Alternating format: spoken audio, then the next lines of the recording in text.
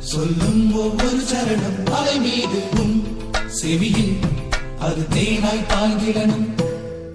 தக தக தக தக தக தங்க கூரை அணிந்தாலும் துளசி மாலை அணிந்தாலும் ஐயனோ சபரிமலை மேல் இருப்பது தியான நிலை. அலை அலை அலை அலை கடல் போல பொங்கி வழிந்தாலும் பக்தர் பொங்கி வழிந்தாலும்